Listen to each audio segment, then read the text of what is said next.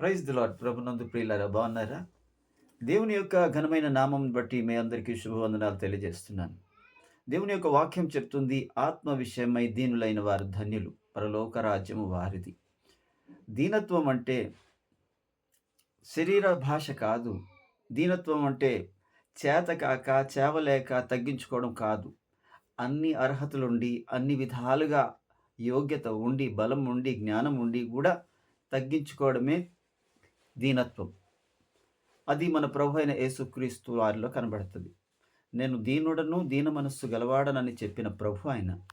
ఏంటా దీనత్వం అంటే, ఆయన ఆకాశ మహాకాశములు పట్టజాలనంత గొప్ప దేవుడైన. ఆయన తనను తాను తగ్గించుకొని కన్య మరియ గర్భములోని చిన్న పిండముగా, శిశువుగా మారిపోయారు. అది తగ్గించుకోవడం అంటే.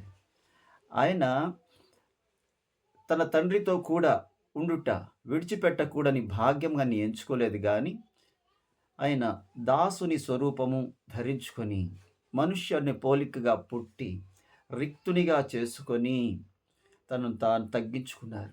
ఎంత తగ్గించుకున్నావయ్యా అనంటే, శిలువ మరణం పొందునంతగా తగ్గించుకున్నారు.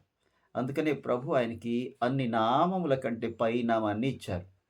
అనగా గ్రహిస్తున్నావా సహోదరుడా? తగ్గింపు అంటే చేతగానితనం కాదు. తగ్గింపు అంటే హెచ్చించబడ్డం. ఈ రోజున ప్రభు అది చేశారు.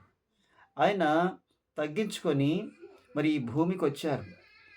ఆయన అక్కడ ఉంటే దేవదూతల మధ్య, ఆరాధన మధ్య, స్తుతుల మధ్య నివాసం చేసేవారు. కానీ ఇక్కడ పాపుల మధ్య నివసించడానికి వచ్చాడు. ఎందుకో తెలుసా? నిన్ను నన్ను రక్షించడానికి. ఈ క్రిస్మస్ మాసంలో నీకు నేను చేస్తున్న ఈ సూచన, నీకు చెప్తున్న ఈ శుభవార్త ఏంటంటే, నువ్వు తగ్గించుకుంటున్నావా? అర్హత లేని వారి దగ్గర నేనెందుకు తగ్గించుకోవాలి, ఎందుకు తగ్గాలి అనుకుంటున్నావేమో. నువ్వు అర్హత లేనివాడివి. నీకోసం నీ ప్రభు తగ్గించుకున్నారు కదా. ఎందుకు అంటే హెచ్చించబడ్డానికి. అందుకనే ఆత్మ విషయమై దీనులైన వారు ధన్యులు, పరలోక రాజ్యం వారిది. నేను నిన్ను పరలోక రాజ్యంలో చూడాలనుకుంటున్నాను. నువ్వు తగ్గించుకుంటావని ఆశిస్తూ ఈ నా మాటలు ముగిస్తున్నాను. Praise the Lord. వందనాలు.